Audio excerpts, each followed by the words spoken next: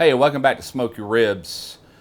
A few weeks ago, I posted a video called Gulf Coast BLT, and in that sandwich that I made, the BLT, I used a homemade bacon that I actually made myself. I cured it and I smoked it, and in the video, I asked all of you who would be interested in seeing a bacon video.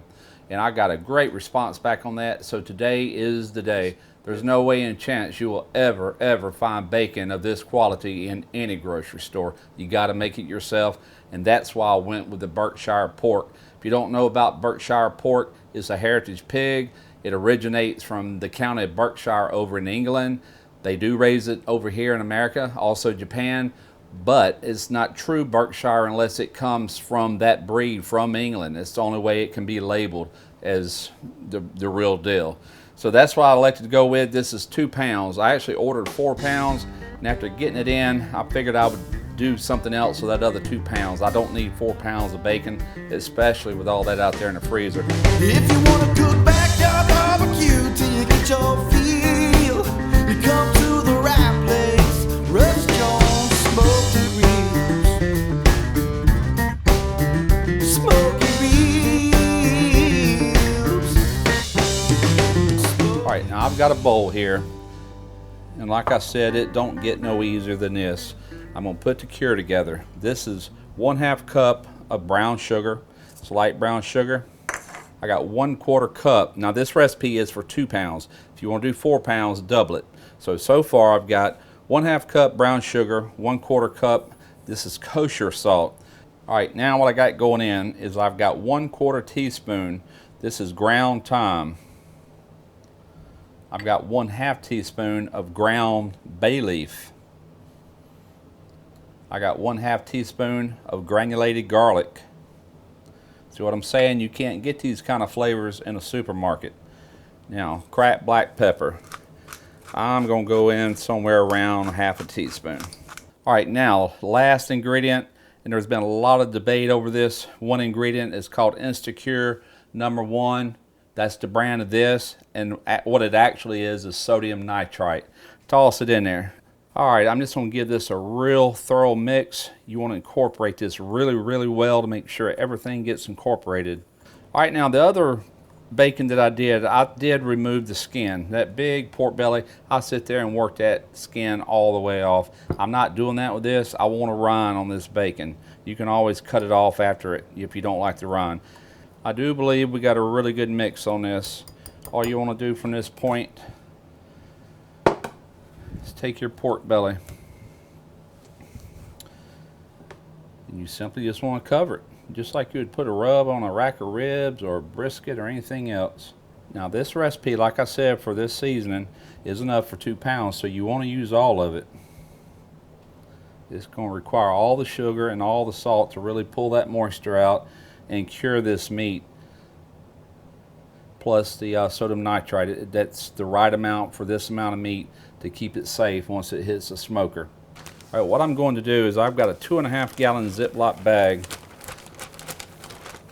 I'm gonna go ahead and lay this pork belly inside of here with all these seasonings, salts and sugars facing upward. Put it to the back of the bag. I'm simply going to flip it over. All right, now I'm going to reach in here with the rest of this cure and do this side. Now what's going to happen over the next 6 days is this is going to pull out a lot of moisture. This meat is going to firm up. It's going to change textures. This whole composition is going to change. Try to put a good even coat on there. You don't want no burnt spots where you're real heavy in one spot and not heavy in another. You want a good layer all the way across. Now that was easy enough. All we're going to do at this point, move this out of the way. I'm going to fold this over again. This is forcing out as much air as possible. I'm going to zip it up. The only other thing you got to do is once a day, or at least every other day, go out there and turn it. You want to turn it back and forth. You know, tomorrow I'll turn it over, the next day I'll flip it back. I'll keep doing that for the duration of 6 days. At the end of 6 days, we'll be ready to take it to the next step, which is very simple, and into the smoker. I'll see you Sunday. All right, it's been a full 6 days since I began this curing process. Today is Sunday, it's June the 7th, 2015, and we are ready to take this pork belly to the next step. Let me show you what we got. All right, here's the pork belly, 6 days in the refrigerator in this cure, and as you can see, just like I said, there is just a ton of moisture that got pulled out of this. All right, so let's go ahead and remove this. And as I said almost a week ago, this is going to firm up a lot, and it has. It's kind of stiff, and that's exactly what you want. And as you can see, it's taken on a different color. All right, cold water only.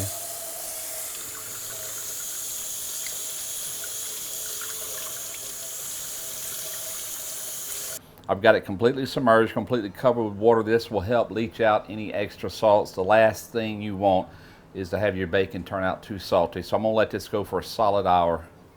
All right, I've had this soaking around an hour.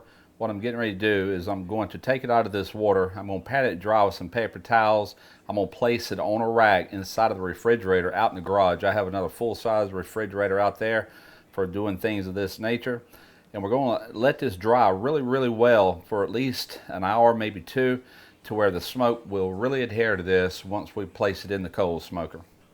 All right, I got the pork belly in the refrigerator. It's drying out. It's almost ready. I'm gonna go ahead and get this coal smoker attachment to my master-built smoker. Gonna go ahead and get it fired up. Gonna show you how I'm gonna do that. So I'm going to go ahead and fill this tube all the way up with beechwood. We're going with beechwood today. Hey, this is exotic bacon in my opinion with the different seasonings that I'm using. Being Berkshire pork, why not go all the way out and use the wood that we typically don't use over here much. So I'm looking for about 4 to 5 hours of smoke time on this bacon.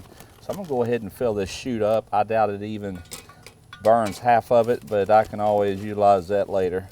So at this point, you close the lid. You have a switch right down here, switch on. All right, give it about 5-10 minutes and we should have plenty of smoke rolling out. Now you do not have to invest that kind of money to make bacon. This right here is also a coal smoke generator, okay? 32, 33 bucks from Amazon, and all you do is fill it up with the whatever flavor wood you like, the sawdust. You put the sawdust in these channels. This is enough for 12 hours worth of smoke. That's more than you would ever smoke anything. You light it on one end. You do slightly moist it with like a spray, just slightly. You light it, and this will burn for hours and hours and hours. You can use this in a Weber grill, Weber Smoky Mountain, anything. Place it in the bottom, there's your smoke, no heat. All right, we should have plenty of smoke boiling out of this thing just as soon as I open it. And yes, we do. Look at that. All right, we're gonna hang this bacon up in here. We'll close the lid, and that's it. We're gonna let it rip, like I said, 4 to 5 hours. I'll make a judgment call on that based on the color of the bacon. All right, real quick here, I wanted to show you the temperature of this. Ideally, you will smoke bacon between 80 and 100 degrees, and I'm just a little over 95 degrees, and it's actually like 92, 93 degrees outside here, ambient temperature. It's hot in Mississippi today. So the point is, we're coal smoking. And that's the importance of using that sodium nitrite, because this is a perfect environment. You got low temps that will not kill off those botulism spores, so we are dependent on that sodium nitrite to do the job for us, to make it safe. Plus, like I said last week, that's what's going to give this bacon a distinctive flavor. Now, there are some people that do what they call hot smoked bacon, and they're actually cooking the bacon and smoking it all in one process. In a case like that, you don't have to rely on the sodium nitrite, but you're going to lose that distinctive bacon flavor. You can see the smoke color on it. Beautiful. Now I'm going to take this in and I'm going to show you what we do with it from here. So here we go. This is our bacon. There's the back side, and once again you can see what the smoke done to this. All right, I've got another zip bag here. What you want to do is take your bacon. You want to put it back into one of these bags.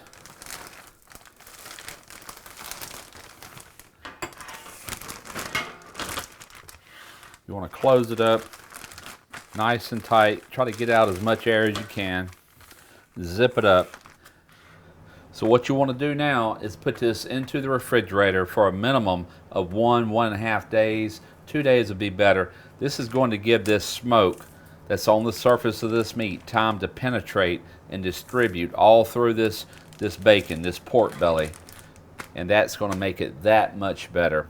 Well, we are at the end of this bacon making. It has been 2 days since I smoked this bacon, which was Sunday. Today is Tuesday. It's been exactly 2 days, almost to the hour. So I'm getting ready to slice this up. We're going to take a look at this bacon and just look at it and see what kind of quality we got. After that, I'm going to put it in the cast iron skillet. We're going to fry up a few pieces and give it a try.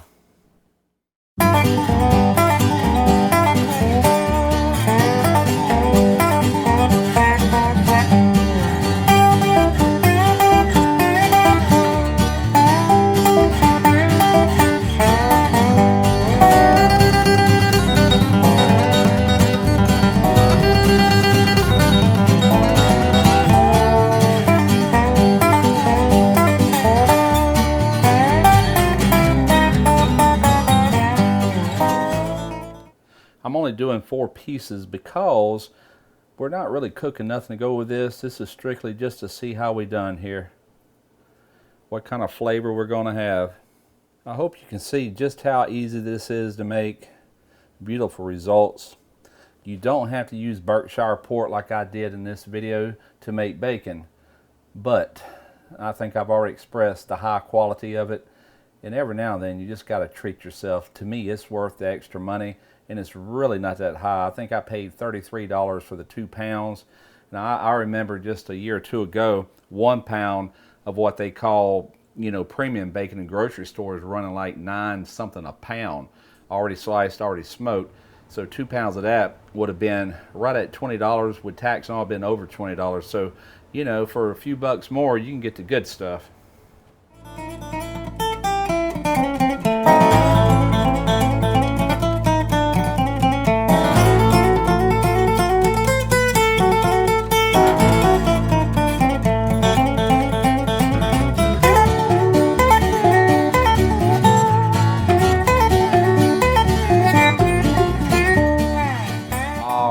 Here we go.